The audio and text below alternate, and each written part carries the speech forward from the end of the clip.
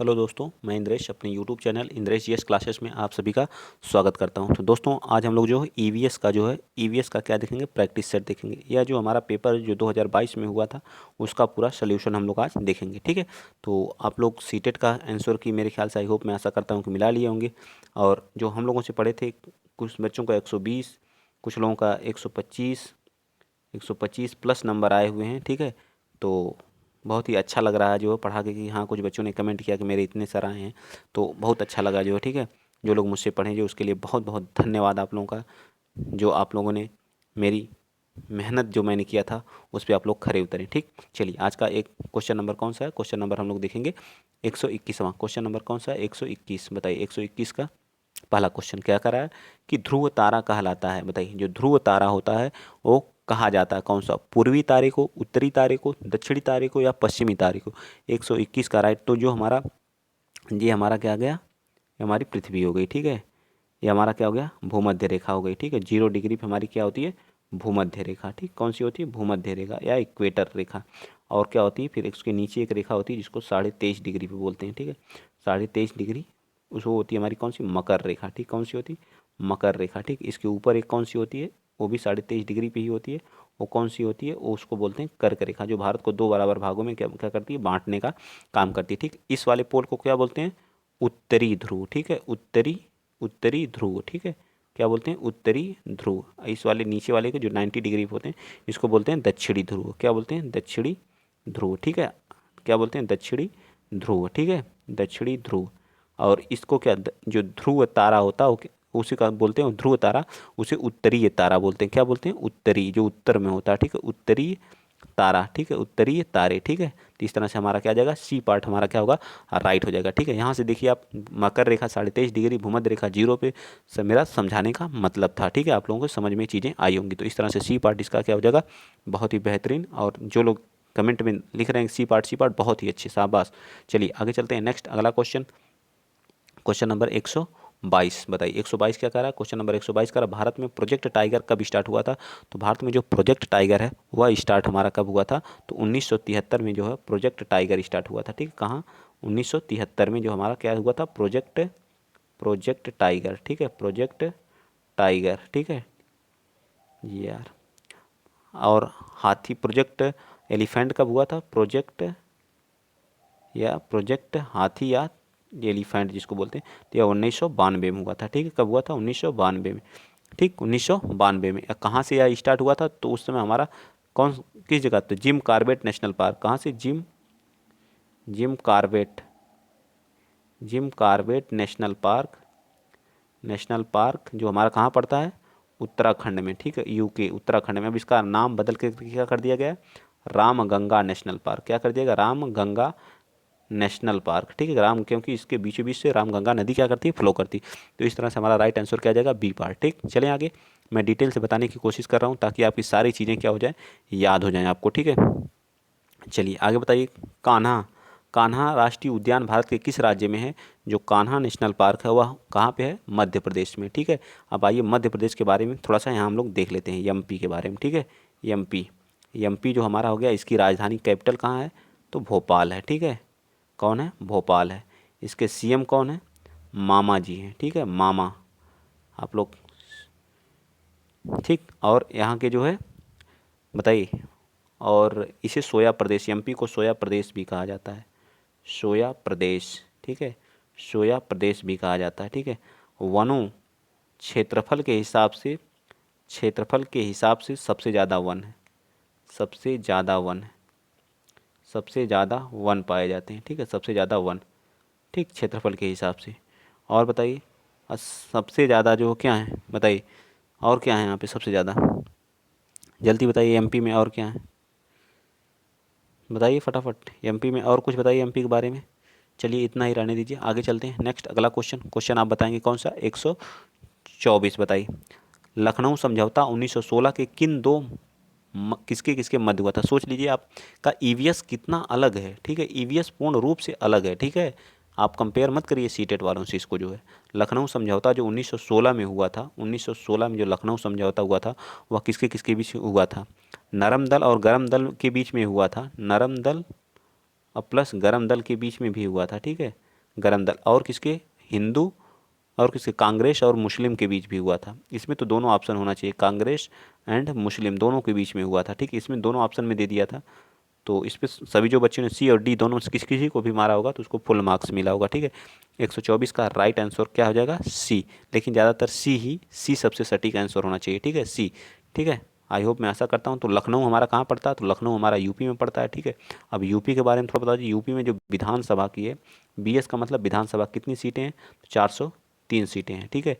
विधान परिषद जिसको बोलते हैं, विधान परिषद की बीपी, विधान परिषद की कितनी सीटें हैं, तो 100 सीट है, ठीक है। लोकसभा की कितनी सीटें हैं, एलएस का मतलब लोकसभा हो गया, कितनी सीटें हैं, 80, ठीक। और लोकसभा हो गया। राज्यसभा कितनी सीटें हैं, 31 है। सीएम कौन है बता दीजिए, माननीय श्री योगी आदित्यनाथ जी, और गवर्नर आनंदीबेन पटेल। सारी चीज़ें याद होनी चाहिए, ठीक, डिटेल से पढ़ना तभी मज़ा आएगा, ठीक है। आगे चलते हैं, क्वेश्चन नंबर आप बताएंगे 125 क्वेश्चन नंबर 125 होगा। जंगली गधों का अभ्यारण्य कहाँ पे है, तो ये हमारा कहाँ पे है, गुजरात में है, ठीक है। कहाँ पे है, गुजरात में, गुजरात, ठीक है, गुजरात। इसकी कैपिटल कहाँ है, गांधीनगर है। कहाँ पे है, कैपिटल कहाँ है, गांधीनगर है, ठीक है। रण का कच्छ भी यहीं पे है, रण का कच्छ कहाँ पे, गुजरात में। यहीं पे हमारे क्या पाए जाते हैं, जंगली गधे पाए जाते हैं, ठीक है, गुजरात में ही जंगली गधे पाए जाते हैं। सोमनाथ का मंदिर कहाँ है, ये भी हमारा कहाँ, गुजरात में। सोमनाथ, सोमनाथ का मंदिर, सोमनाथ का जिसको 17 बार लूटा गया था, ठीक है। और बताइए, सोमनाथ का मंदिर। और नरेंद्र मोदी, विश्व का सबसे बड़ा stadium, Narendra Modi stadium, Narendra Modi stadium, Narendra Modi stadium, stadium विश्व का सबसे बड़ा स्टेडियम है, ठीक है, वो भी हमारा कहाँ, गुजरात में ही है। और बताइए, स्टैचू ऑफ यूनिटी, इस स्टैचू ऑफ यूनिटी ये हमारी कहाँ पे, ये भी हमारी कहाँ, गुजरात में है, ठीक है। साधु वैद द्वीप पे स्थित है, ठीक है, किसकी, सरदार वल्लभ भाई पटेल, सरदार सरदार वल्लभ भाई पटेल की, किसकी है, सरदार वल्लभ भाई पटेल के। इनको क्या कहा जाता था, एकता, भारतीय एकता का जनक कहा जाता है, एकीकरण का जनक कहा जाता है सरदार वल्लभ भाई पटेल को, ठीक है। इतना मैं डिटेल से बता रहा हूँ, तो आप लोग प्लीज़ शेयर जरूर करिएगा और चैनल को सब्सक्राइब भी कर लीजिएगा, ठीक है। चलिए आगे बताइए, क्वेश्चन नंबर 126, कार्बन डेटिंग संदर्भित करता है किसे, प्राचीन प्राचीन पट्ट पर लिखने के लिए कार्बन का प्रयोग, प्राचीन स्थलों में मौजूद हड्डियों का या सामग्रियों की आयु का मापन, चट्टानों की शक्ति का मापन, या इनमें से सभी। तो 126 का जो राइट आंसर आ जाएगा वो हमारा बी आ जाएगा, ठीक है। कार्बन डेटिंग से जो स्थलों को मौजूद हड्डियों एवं सामग्रियों की आयु का क्या किया जाता है, मापन किया जाता है। आगे बताइए 127, संविधान सभा ने कब राष्ट्रीय गान को अपनाया, तो संविधान सभा ने राष्ट्रीय गान को कब अपनाया, 24 जनवरी 1950 को अपनाया गया। कब अपनाया गया, 24 जनवरी 1950 को राष्ट्रीय गान को क्या कर लिया गया था, अपना लिया गया था। तो बी पार्ट हमारा क्या आ जाएगा, राइट आ जाएगा। नेक्स्ट चलते हैं, बायोमैग्निफिकेशन जो होता है हमारा, बायोमैग्निफिकेशन है, बताइए क्या हो। कंप्यूटर द्वारा चित्र के आकार में वृद्धि, जीव के आकार में वृद्धि, समय के साथ ऊतक में विषैले पदार्थों की बढ़ती सांद्रता, या इनमें से सभी, बताइए, या इनमें से सभी। तो कौन सा राइट आंसर हो जाएगा, 128 का। तो 128 का राइट आंसर हमारा क्या जाएगा, समय के साथ ऊतकों में विषैले पदार्थ की जो वृद्धि होती है उसको बोलते हैं बायोमैग्निफिकेशन, ठीक। आगे चलिए नेक्स्ट चलते हैं, अगला क्वेश्चन, क्वेश्चन नंबर आप बताएंगे 129। बताइए 129 क्या कह रहा है कि जैव मंडल का अजैविक घटक नहीं है, मतलब एक क्या, जैव मंडल में क्या होते हैं, एक जैविक घटक होते हैं, एक क्या होते हैं, जैविक होते हैं, एक क्या होते हैं, अजैविक होते हैं, एक क्या होते हैं, अजैविक होते हैं, ठीक है। एक क्या होते हैं, अजैविक, जिसमें जिसमें जीवन पाया जाता है वो जैविक होते हैं, जीवन पाया जाता है उसमें जैविक, जिसमें जीवन नहीं पाया जाता है, जीवन नहीं पाया जाता वो अजैविक होते हैं, ठीक है। कवक हो गया, मृदा, फास्फोरस, प्रोटीन, कह रहा अजैविक घटक नहीं है, तो कौन सा अजैविक घटक नहीं है बताइए। तो हमारा मृदा भी हो गया, मृदा भी इसके अंतर्गत आता है, फास्फोरस भी आता है, फास्फोरस भी आता है, और प्रोटीन भी आता है, प्रोटीन भी आता है। तो कौन सा नहीं है, 29 का बताइए। 129 का राइट आंसर हमारा कवक क्या है, एक लिविंग है, क्या है, कवक क्या है, एक लिविंग है। तो इस तरह से हमारा राइट आंसर क्या आ जाएगा, ए पार्ट, ठीक, ए पार्ट क्या आ जाएगा, राइट आ जाएगा, ठीक। चलें आगे, नेक्स्ट चलिए, क्वेश्चन नंबर 130 बताइए। क्वेश्चन नंबर 130 क्या करा, क्वेश्चन नंबर 130 कह रहा है कि ग्रीन पीस इंटरनेशनल का मुख्यालय कहाँ पे है। 130 का राइट आंसर हमारा कहाँ आ जाएगा, एम्बस्टरडम में, ठीक है, एम्बस्टरडम में, ठीक है, क्या है, एम्बस्टरडम। नागासाकी कहाँ पड़ता है, नागासाकी में 9 अगस्त, जो हमारा डी पार्ट है जिसका नाम है क्या, नागासाकी, नागासाकी, नागासाकी हमारा कहाँ पे पड़ता है, जापान का एक शहर है, ठीक है, जापान का एक शहर है। यहीं पे जो 9 अगस्त 9 अगस्त 1945 को क्या परमाणु बम किसके द्वारा गिराया गया था? किसके द्वारा? यूएसए, अमेरिका के द्वारा गिराया गया था। और 6 अगस्त को हमारा हिरोशिमा पर गया था। ठीक है, याद रहेगा ना। चलिए नेक्स्ट चलते हैं, अगला क्वेश्चन आप बताएंगे 131 क्या करा? निम्न में से कहाँ आर्सेनिक द्वारा जल प्रदूषण सर्वाधिक है? मतलब जल का प्रदूषण सर्वाधिक आर्सेनिक बिहार में, उत्तर प्रदेश में, मध्य प्रदेश में या पश्चिम बंगाल में? तो सबसे ज़्यादा जो आर्सेनिक से जो है जल प्रदूषण कहाँ पे होता है? 131 का राइट आंसर हमारा कहाँ? पश्चिम बंगाल में। ठीक है, आर्सेनिक से सबसे ज़्यादा जल प्रदूषण कहाँ होता है?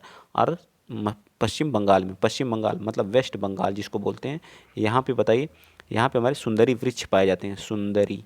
सुंदरी वृक्ष पाए जाते हैं। ठीक है, सुंदरी वृक्ष पाए जाते हैं। ठीक है, सबसे बड़ा डेल्टा जो है, सबसे बड़ा डेल्टा हमारा कौन सा? गंगा ब्रह्मपुत्र का, गंगा एंड ब्रह्मपुत्र का। ठीक है, ब्रह्मपुत्र का। ठीक, याद रखिए, गंगा एंड ब्रह्मपुत्र का डेल्टा है। और यहाँ की जो सीएम कौन है? ममता जी हैं। ठीक है, ममता बनर्जी जी। ठीक, कौन है? ममता बनर्जी जी हैं। ठीक है, और बताइए, और अंडर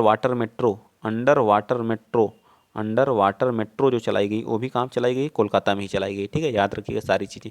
चलिए नेक्स्ट चलते हैं, अगला क्वेश्चन आप बताएंगे 132 क्या करा कि भारत में पश्चिमी घाट के दक्कन शुष्क है क्योंकि रेड शैडो प्रभाव, उच्च उच्च तुंगता प्रभाव, निम्न दाब प्रभाव क्या है? बताइए 132 का।